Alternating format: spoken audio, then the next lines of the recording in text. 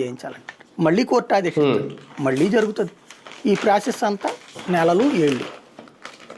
ఈలోపు ఏం పరిష్కరించాలా? దీన్ని తీసుకెళ్ళి నేను ఈలోపు పనిగా కలెక్టర్ కూడా రాసి ఇచ్చేస్తాం కంప్లైంట్, చూడండి కోర్టులో ఉంటుంది, ఇక్కడ ఈయనకి ఇస్తాం. ఇక అక్కడ జరిగితే మళ్ళీ సేమ్. భూమి అనే దాంట్లో ఒక గజం విషయంలోనైనా నిర్ణయం తీసుకునే అధికారం ఎవరికైనా అధికారికి ఉంటుంది? అసలు అధికారి చేతిలో ఉందా?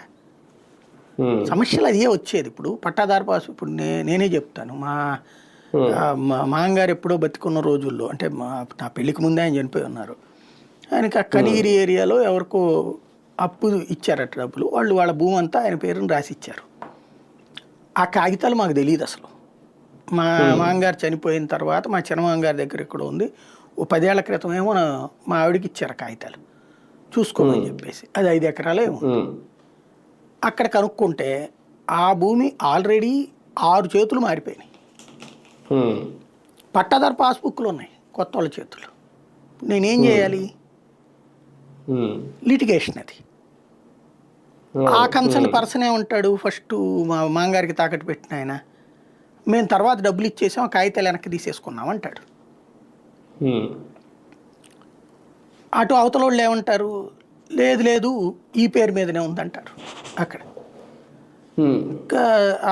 అక్కడ కూర్చోవాలి.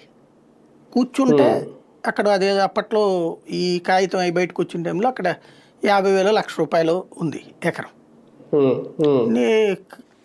ఎన్ని నెలలు ఉంటే అక్కడ సమస్య పరిష్కారం వద్దో తెలియదు. నేనేమో జమినీలో ఉద్యోగం చేస్తాను, అది మానేసుకుని అక్కడికి వెళ్ళి కూర్చుని ఏం చేయగలుగుతాను నేను? కాబట్టి నేను వదిలేశాను. మా ఆవిడకైనా కోపం ఉంటుంది, అది నువ్వు చూడట్లేదు అన్నటువంటి. తర్వాత చూస్తే లీగల్ లిటిగేషన్, ఇది కంప్లైంట్లు, కాగితాలు, ఇదంతా ఏం చేయాలి నేను ఇప్పుడు మధ్యలో ఇవాళ ఉన్నోడు కూడా డబ్బులు పెట్టి ఆవిడ దగ్గర కొన్నాడు, వాడు అంతకు ముందోడి దగ్గర కొన్నాడు. ఇప్పుడు ఇది వాస్తవంగా పాపం హక్కు ఆవిడది అవుతుంది. ఏం చేయాలి ఇది? దానికి ముందు వాళ్ళు ఏమన్నారు, మా అత్తగారు నువ్వు మీ ఆయన డెత్ సర్టిఫికేట్ తీసుకురా, నీకు సక్సెస్ సర్టిఫికేట్ తీసుకురా అన్నారు. ఇవన్నీ పాపం ఆవిడ కార్యాలయాల చుట్టూ తిరిగి తీసుకొచ్చింది, అన్నీ ఇచ్చింది. అన్నీ ఇచ్చిన టైంకి ఇది